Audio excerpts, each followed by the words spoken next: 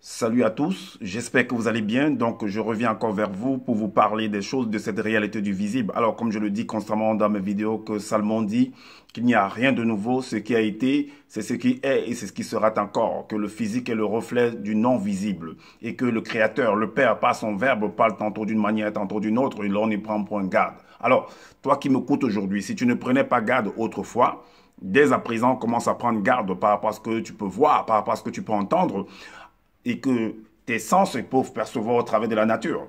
Analyse bien la situation, retiens ce qui est bon et transmets-le également à tes enfants afin qu'ils puissent sortir de l'ignorance parce qu'il y a une formule qui dit que l'homme, la créature, l'être, l'enfant, la femme périt faute de connaissance. Est-ce que vous voyez? Et toujours également, nos pères, nos mères, dans les temps d'autrefois, aujourd'hui et demain également, ont toujours eu à parler en appuyant leurs dits par des métaphores, par des énigmes, par des paraboles, en utilisant des éléments de la faune et de la flore. Et ils ne peuvent pas aller au-delà, car la loi du Créateur le veut ainsi.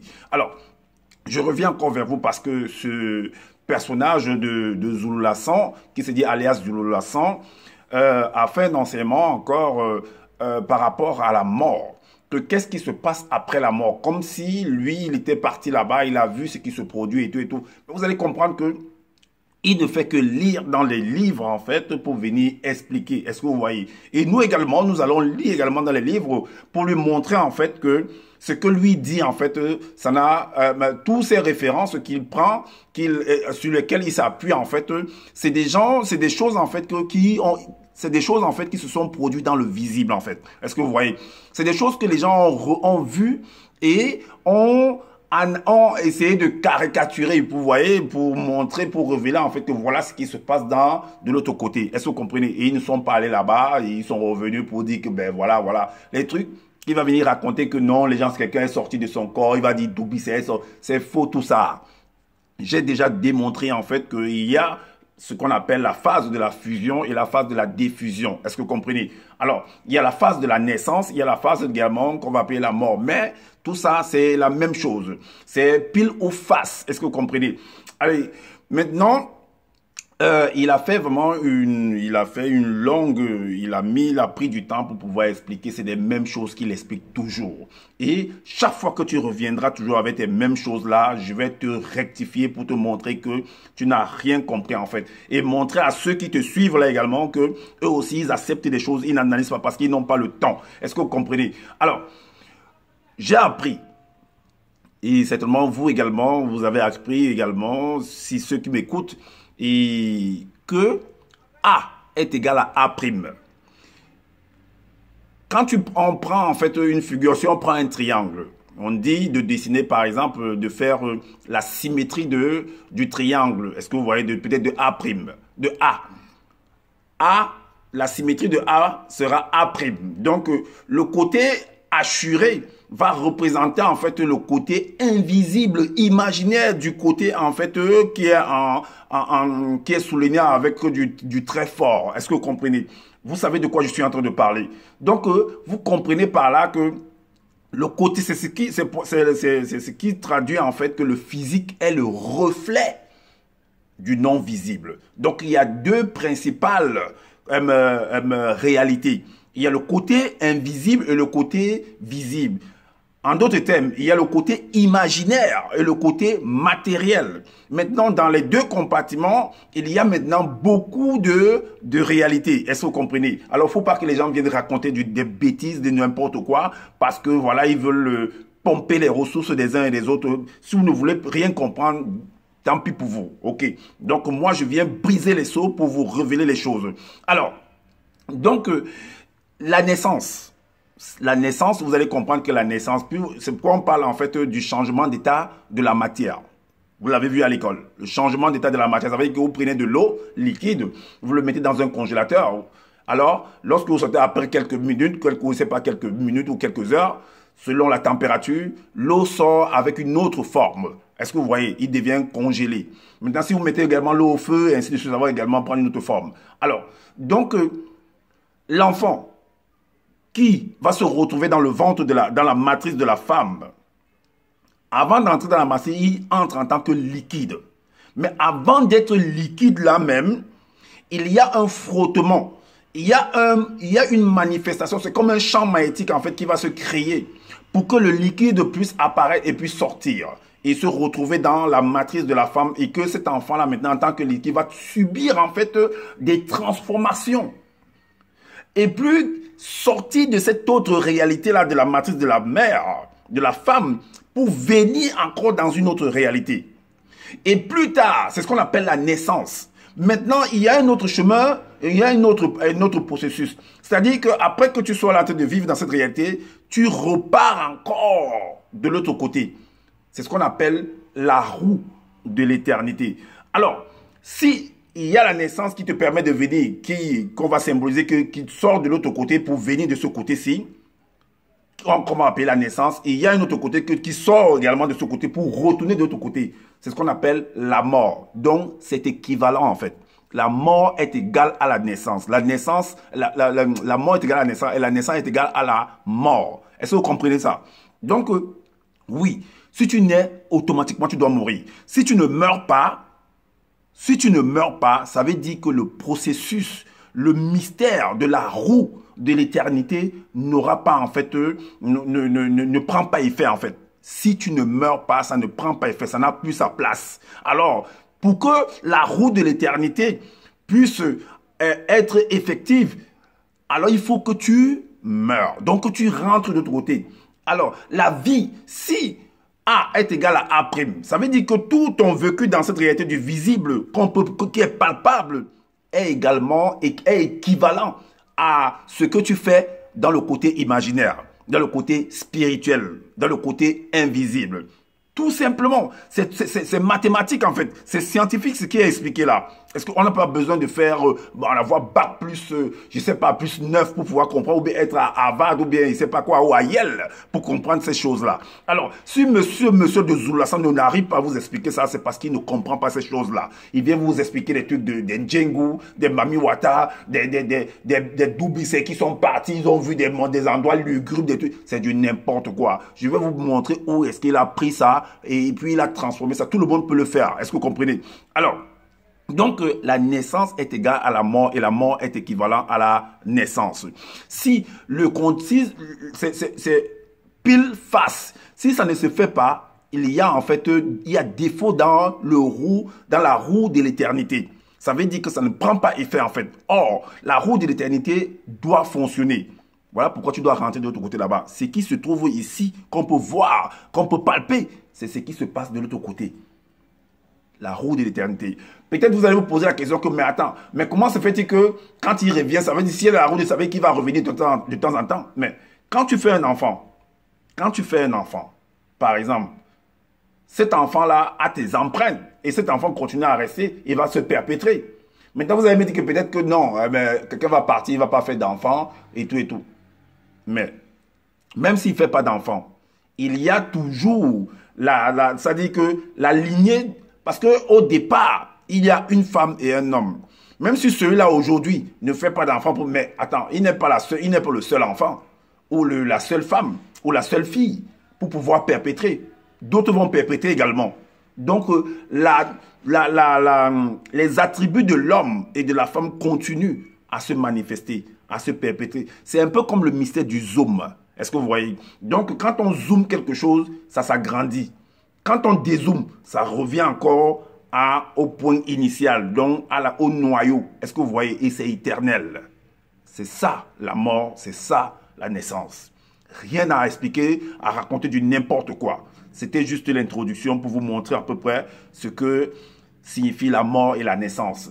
Et qu'on ne vienne pas vous raconter que oh, c'est monté, c'est descendu. Donc, si tu ne meurs pas, comme j'ai dit, ben, il y a un problème en fait. Si tu ne nais pas également, il y a un problème. La roue de l'éternité ne prend pas effet. Alors, dans Ecclésiaste au chapitre 3, le chapitre 3 à partir du verset 1, le verset 2, il est dit, il y a un temps pour tout. Celui qui parlait ici, c'est parce qu'il a observé au travers de la nature. Parce que la nature elle-même ne vous enseigne-t-elle pas? La nature enseigne en fait. Est-ce que vous voyez? Au travers des hommes, des plantes, des animaux, ça enseigne. Il y a un temps pour tout. C'est ce que la personne avait observé, qu'il y a un temps, donc il y a un temps pour tout dans le visible. Et tu vas de l'autre côté. Si le temps, il y a le temps dans le visible, ça veut dire qu'il y a le temps de l'autre côté également. Ah oui, parce que le physique est le reflet du non visible. Le côté matériel est le reflet de l'immatériel. Il y a un temps pour tout, un temps pour toutes choses sous les cieux. Un temps pour naître, un temps pour mourir, un temps pour planter, un temps pour arracher ce qui a été planté. Est-ce que vous comprenez? Maintenant, on va aller également, j'ai expliqué par rapport à la naissance et la mort, le mystère qui tourne autour de cela.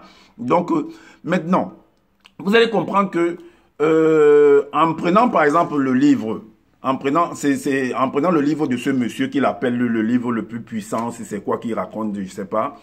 Bon, mais c'est tiré dans le livre de Fabre. Il a pris ça, il a copié ça dans la Fabre d'Olivet. Est-ce que vous voyez? Il a copié ça dans le livre de Fabre Olivet. Mais je vais lire ça parce que j'ai pas Fabre Olivet, je vais lire. Il est écrit ici que au chapitre 3 du verset 19, il est dit par rapport à ça dit qu'au retour, c'est comme c'est la roue. Ça veut dire que l'homme est venu et il doit retourner. Donc ça fait le cercle en fait. Est-ce que vous comprenez? Alors, il est dit, tu t'en nourriras au chapitre 3 du verset 19. Il a tiré ça dans le livre de Fabre Olivet, hein, je précise bien. Tu t'en nourriras dans l'agitation continuelle de ton esprit et jusqu'au moment de ta réintégration à l'élément solide, homogène et similaire à toi. Donc, la terre, cet élément homogène, est similaire à toi, à ton corps physique.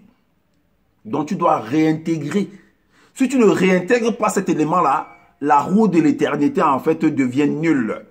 Donc, elle n'a plus d'effet, en fait. Mais pour qu'elle soit effective, mais il faudrait que tu retournes à cet élément-là. Obligé. C'était déjà prévu comme ça. Parce que sinon, l'éternité n'a pas sa place. On ne doit pas utiliser ce mot-là. Alors, donc, car, comme ton corps a été tiré de cet élément et que ton esprit en est une manifestation spiritueuse, ainsi, c'est à cette manifestation spirituelle que ton esprit doit y réintégrer. Alors, vous devez comprendre que le globe, et ce monsieur-là a fait un enseignement même par rapport à ça. C'est-à-dire qu'il a expliqué en fait par rapport au paradis. Rappelez-vous, vous qui êtes dans son groupe là-bas, si vous écoutez ma vidéo, vous allez vous rappeler de ça. Et ceux qui sont pas dans le groupe doivent certainement se rappeler. Il a une vidéo en fait par rapport au paradis. J'avais déjà fait un enseignement par rapport à ça. Il dit qu'en fait, le globe que vous voyez, parce que nous sommes contenus dans le globe. Le globe a deux compartiments en fait. Deux principaux compartiments. Il y a le côté spirituel qui est le côté imaginaire. Il y a le côté physique également. Est-ce que vous voyez, bon, d'autres veulent ajouter le côté astral. Non, ça n'a pas de lieu en fait d'être. Est-ce que vous voyez le côté astral en fait qui est toujours un côté invisible se retrouve dans le côté en fait. C'est une émotion, c'est un désir qui est inclus en fait dans le côté imaginaire, dans le côté spirituel. Alors, donc, maintenant, les deux côtés-là ont donné, à travers de ces deux compartiments-là, on a donné en fait naissance à ce que nous sommes en fait, à toute chose qui est dans le visible. Est-ce que vous comprenez? Donc, nous devons rentrer à cet état pour que la roue, parce que pour que le globe en fait soit comment dire ça? Parce que le globe c'est une roue en fait. Est-ce que vous voyez? C'est un cercle. Si on ne retourne pas à ça, ben il y a un problème. Le calcul est le calcul. Mais vous avez fait les mathématiques. Le calcul a un problème. Si on ne retrouve pas la même réponse, si on ne retrouve pas la même formule, il y a un problème en fait. Est-ce que vous comprenez? Mais qu'est-ce qui avait nous raconté que non, de l'autre côté là-bas, les entités sont venues, ça a fait ceci, ceux qui accompagnent les morts, vous allez voir où il a pris ça en fait, que ceux qui accompagnent les morts, c'est dans le visible. Est-ce que vous comprenez? Alors, maintenant, on va aller dans le livre d'Ecclésiaste, dans les Bibles classiques. Dans le livre d'Ecclésiaste toujours, on va aller dans le livre d'Ecclésiaste, on va lire quelques versets et vous allez comprendre. Il est dit au chapitre 12, le chapitre 12, ça c'est la mort, ça c'est la mort. Donc, mais avant d'arriver là, allons lire d'abord le psaume 144. On va lire d'abord le psaume 144 au verset 4, il est dit, l'homme est semblable à un souffle, ses jours sont comme l'ombre qui passe. L'homme est semblable à un souffle. Donc, il a vu en fait, il a constaté et il a analysé et il a en déduit, il dit que l'homme est comme un souffle. Et effectivement, l'homme est comme un souffle. L'homme est un souffle en fait. Et le souffle, c'est de l'eau. Et l'eau en fait, ce sont des bulles. Et ce sont des cercles en fait. Est-ce que vous voyez? Le globe est de l'eau. Le globe que vous voyez là, nous sommes contenus dans un globe, c'est une bille. C'est comme une bille. Est-ce que vous voyez? C'est de l'eau. Alors, maintenant, dans Ecclésiaste chapitre 3, Ecclésiaste chapitre 3, au verset 19 à 21, il est dit que, car le sort, c'est ce qu'il a constaté. Celui qui parle, il a constaté en fait par rapport à ce qu'il voit, par rapport à ce qu'il entend, par rapport à ce que ses sens peuvent percevoir au travers de la nature, et il va même déclarer, il va écrire en fait. Il va dire que, car le sort des fils de l'homme est celui de la bête. Donc, de la même manière que ce que la bête subit, c'est ce que l'homme subit également, d'une manière ou d'une autre. Est-ce que vous voyez? Sont pour eux un même sort. Comme l'un, ainsi meurt l'autre. Ils ont tous un même souffle. Est-ce que vous comprenez? Oui, effectivement. Et la supériorité de l'homme sur la bête est nulle en ce moment-là.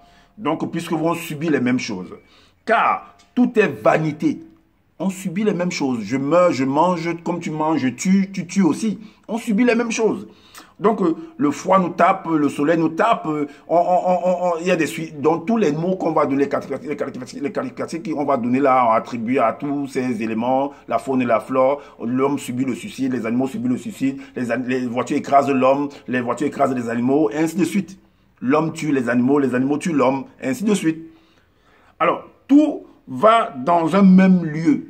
Mais c'est ce que j'expliquais au départ, que tout va dans un même lieu. Parce qu'on retourne, on rentre, on réintègre en fait là où nous sommes venus en fait.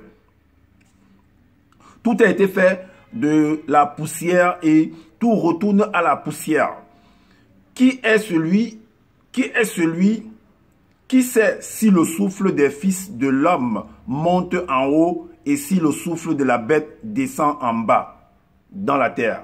Donc, comme pour dire que, il y a certaines personnes qui vont dire que non, les animaux, ils vont partir peut-être. Mais attends, nous tous, nous avons un souffle, nous avons une capacité de réagir. D'autres vont dire que non, les animaux sont instinctifs, que non, les hommes réfléchissent et tout. Non, même les animaux instinctifs, et c'est la même chose. Alors, donc maintenant, on va aller également au chapitre 12. Le chapitre 12, vous allez comprendre, ça c'est par rapport à la mort.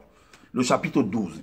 Et ce qui est expliqué sur le chapitre 12 à partir du verset 4 à 9, c'est ce qui se passe, c'est le scénario, en fait, c'est les cérémonies qu'on retrouve à la morgue. À la morgue. Si vous observez bien les cérémonies de la morgue, c'est ce que ce monsieur-là est venu expliquer dans le livre qu'il appelle... je ne sais pas, le livre qu'il appelle le livre de Dubuisset, que Dubuisset est sorti de son corps, on l'a amené dans des sphères, que non, il a vu dans une réalité lugubre, il a vu comment on transportait les morts. Non, c'est ce qu'on voit dans les cérémonies, en fait, de lever des morts à la morgue, en fait.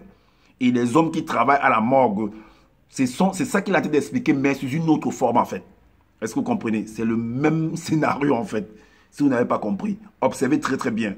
Écoutez et observez. Bon, voilà. Maintenant, et vous savez que comme j'ai dit, nos pères, nos mères ont toujours eu à utiliser des métaphores, des éléments de la faune et de la flore pour pouvoir appuyer leur dit. Et c'est ce qui est là. Donc, vous savez qu'au village, il y a des lieux où on tire l'eau avec de la corde. Est-ce que vous voyez? Donc, il y a un truc, il y a une poulie et on tire le seau et il y a la corde qui est attachée à la poulie. Est-ce que vous comprenez? C'est toujours en mathématiques. C'est de la mathématique. Pour pouvoir appliquer, en fait, c'est un peu comme une courroie, en fait. Alors, maintenant, quand ça se rompt, le seau tombe dans le trou là-bas. Et puis, vous voyez, puis le trou, en fait, ça disparaît. On dit que ça s'est cassé à la citerne, ou bien, tous ces termes-là, en fait. Alors, il est dit, avant que s'obscurcisse le soleil, donc ça veut dire qu'on part déjà vers la soirée, et la lumière, la lune et les étoiles, et que les nuages reviennent après la pluie. Donc, c'est une manifestation dans la nature. Est-ce que vous comprenez qu'il est en train de expliquer?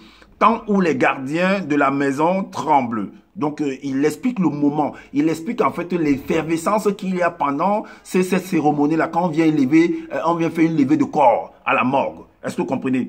Et les hommes forts se courbent. Oui, les gens sont là. Celui que tu vois, il était fort. Il dit que, waouh, la mort. C'est comme ça que quelqu'un va partir. Donc, tu deviens faible en ce moment-là parce que tu vois que l'autre est en train de partir. L'autre est parti en fait. donc j'ai l'argent comme ça, donc il roule dans les grosses voitures, donc demain, mon sort sera ainsi. Ah oui, tu dois repartir. Nous devons repartir. Sinon, la roue de l'éternité n'a plus d'effet. Ou celle qui moule s'arrête pour dire que, parce que chacun essaie de s'imaginer que, ah, moi, je serai dans le trou, dans le cercueil là demain, hein, ou après-demain. Parce qu'elles sont diminuées, ou ceux qui regardent par les fenêtres sont obscurcis. C'est un comportement. C'est une émotion qu'ils sont en train de dégager par rapport à ce qui se pose, par rapport à ce qu'ils sont en train de voir, ils sont en train d'entendre. Où les deux battants de la porte se ferment sur la rue quand ça baisse le bruit de la meule, où l'on se lève au chant de l'oiseau, où s'affaiblissent toutes les filles du champ, où l'on redoute ce qui est élevé, où l'on a des terreurs en chemin, où l'amandier fleurit, où la sauterelle devient pesante. Donc en fait, il y a en fait de la décoration également dans son discours. Parce que il faut sublimer en fait le discours. Il faut sublimer la poésie. C'est voilà pourquoi vous voyez toute cette décoration qu'il y a dans son langage. Est-ce que vous comprenez? Et maintenant, il dit où la sauterelle devient pesante et où la cape n'a plus d'effet. Car l'homme s'en va vers sa demeure éternelle, vers sa demeure éternelle, parce qu'il vient de quelque part, donc la face, et il y a maintenant la pile, donc il y a pile face, d'où la roue de l'éternité, comme le chiffre, le nombre 8, est-ce que vous voyez, comme un cercle. Alors, donc,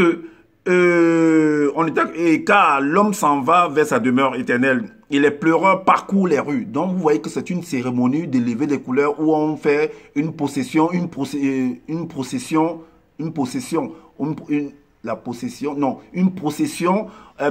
tout en marchant avec il y a la voiture par exemple des morgues, les voitures de pompes funèbres là qui est en train d'accompagner jusqu'à la demeure ou soit à la tombe, ça dépend de là où on est en train de l'amener. Donc et voilà. Et les pleureurs parcourent les rues avant que le cordon d'argent se détache. Là, il fait un petit résumé avant que le cordon d'argent se détache. C'est parce que quand tu es mort, quand tu quittes de cette réalité pour de l'autre côté, il y a une rupture en fait. Même quand tu quittes de la naissance pour venir ici, il y a une rupture également. Parce qu'il y a, entre toi, par exemple, si on s'arrête au niveau de la matrice de la femme, il y a en fait le cordon, il y a entre le placenta et l'enfant, il y a un cordon qui les lie, on le coupe, d'où le nombril, on coupe également, donc il y a une rupture également. Alors, le cordon d'argent se détache, que le vase d'or se brise, ça c'est des métaphores, ça c'est pour essayer d'embellir en fait son propos. Et que le seau se rompe sur la source et que la roue se casse sur la citerne, avant que la poussière retourne à la terre comme elle y était et que l'esprit retourne à Dieu qui l'a donné. Maintenant, quand on dit que retourne à Dieu, l'esprit retourne à Dieu. Dieu, c'est un homme.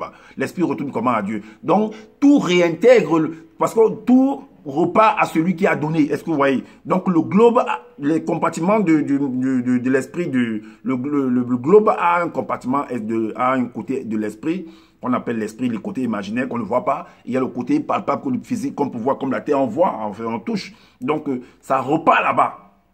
Est-ce que vous voyez? Maintenant, qui l'a donné? Donc, voilà, on en est terminé avec ça. Et on va repartir maintenant pour voir à la naissance. On va aller dans le livre de Job. Dans le livre de Job au chapitre 10.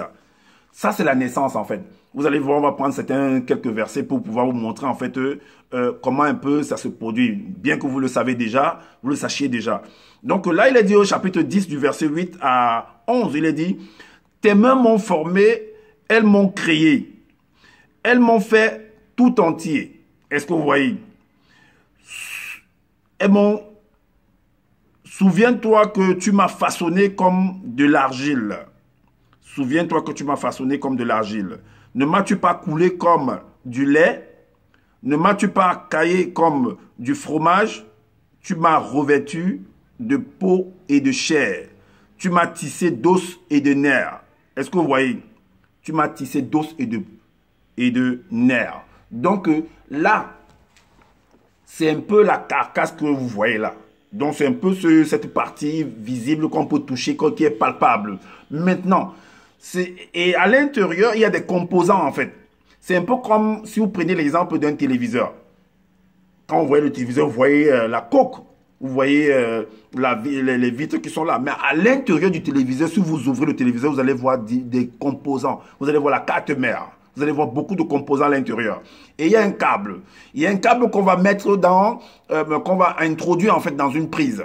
Et là où l'énergie va passer pour pouvoir alimenter cette carcasse-là, cette coque-là. Est-ce que vous voyez? Cette partie qu'on peut toucher, dont l'énergie va circuler. Si on débranche, bloup, ça s'arrête. Et quand on branche en fait, quand le téléviseur commence à vous voyez des images et ainsi de suite, dont l'être, le mouvement, la télé commence à parler, ça veut dire que la télé a l'être et le mouvement. La télé commence à vivre en fait. Est-ce que vous comprenez? Maintenant, si on débranche, la vie s'arrête.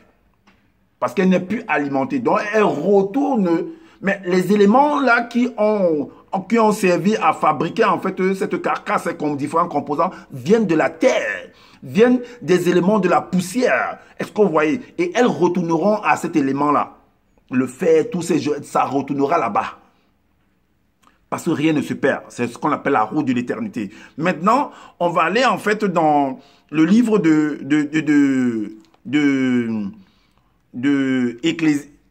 Ézéchiel. Au chapitre 37, vous allez voir également une autre partie qui explique en fait comment est-ce qu'on crée, quand ça c'est la naissance en fait. Donc, au chapitre 37, au verset 5 et 6, il est dit « Ainsi parle le Seigneur, l'Éternel à ses os. » Les os, c'est la partie, c'est la carcasse et tout et tout. Est-ce que vous comprenez? C'est le squelette. Et là, il est dit que voici, je vais faire entrer ceux qui sont techniciens. Ceux qui sont techniciens comprennent de quoi je suis en train de parler. Certainement, même les généralistes comprendront également. Donc, ainsi parle le Seigneur l'Éternel à ses os. Voici, je vais faire entrer en vous un esprit. L'esprit, là, c'est le souffle, en fait. Quand on branche, en fait, l'appareil. Donc, c'est ça qui te permet de pouvoir réfléchir, de pouvoir avoir l'intelligence, la connaissance. En vous, un esprit. Et vous vivrez. Donc, vous allez être alimenté. 6. Je vous donnerai des nerfs. Je ferai croître sur vous de la chair. Je vous couvrirai de peau et je mettrai en vous un esprit et vous vivrez. Mais si vous regardez, par exemple, si vous partez regarder les différentes carcasses, les différentes couches, les différents composants qui forment en fait un téléviseur, mais tout ce que l'homme a là, la chair, les différentes nappes, parce qu'il y a les différentes nappes de la chair, c'est les mêmes choses qu'on retrouve dans un appareil. C'est les mêmes choses, les différents composants. Et maintenant, on va aller dans le livre de Job. On retourne dans le livre de Job. Job au chapitre 31, le chapitre 31, le verset 8. Il est dit, mais en réalité dans l'homme, c'est l'esprit. C'est pas seulement l'esprit, parce qu'il y a également son côté matériel, il y a le côté immatériel. Donc, les deux là, c'est ça qui forme en fait l'homme. Parce que si l'homme est là, comme ça, il est inerte, il n'est pas alimenté, ben il y a un problème. Alors, donc, mais en réalité, dans l'homme, c'est l'esprit, le souffle du Tout-Puissant qui donne l'intelligence, qui lui donne la capacité. Quand il est alimenté, et là, vous pouvez voir les images, vous pouvez voir l'être, le mouvement, vous pouvez l'entendre s'exprimer. Est-ce que vous comprenez? On va aller également dans le livre de la Genèse, au chapitre 2, le verset 7. Voilà pourquoi il est dit, l'Éternel Dieu forma l'homme de la poussière de la terre. Il souffla, donc on l'a branché en fait, on l'a alimenté, et directement il a eu l'être, le mouvement, il s'est mis à s'exprimer. Dans ses narines, un souffle de vie et l'homme devint un être vivant. Donc il est devenu, il a commencé à être animé. Est-ce que vous comprenez? Donc c'est ça la naissance. Donc que ce monsieur ne vienne pas nous raconter des bêtises en fait. Des balivernes que non, la mort, qu'est-ce qui se passe derrière la mort, qu'est-ce qui va... Non, tu ne connais rien du tout. Ce que je viens d'expliquer, ça, tu ne connais pas ça. Est-ce que vous comprenez? Seuls les techniciens et peut-être les généralistes qui ont voulu faire la technique vont comprendre de quoi je suis en train de parler. Et c'est ça, c'est de la science en fait. C'est de la mathématique. A est égal à A'. D'où le physique est le reflet du non visible. Le matériel est le reflet de l'immatériel. Donc, c'est pile face. Donc, l'activité qu'il y a dans le côté matériel, c'est ce qui se retrouve. Cette activité-là est le reflet de l'activité de l'immatériel. Parce que c'est son reflet. Tout simplement. Donc, si l'homme après être venu, donc après être né, ne meurt pas, la roue ne prend pas effet. La roue de l'éternité ne prend pas effet. Donc, la naissance est égale à la mort, comme la mort est équivalent à la naissance. Donc, c'est obligé. C'est obligé. Sinon, il y a un problème, il y a une erreur dans les calculs, dans les mathématiques. Et c'est de la science. Tout simplement, il n'y a rien à compliquer là-dedans. Il n'y a rien à venir raconter des balivernes, les démons, les ndjengu, les ceci et cela et tout et tout. Mais arrête ça, ça ne construit rien du tout. Tes ndjengu que tu inventes ne construisent rien du tout. Les mami wata, ça ne construit rien du tout. C'est les hommes qui font le travail ici là.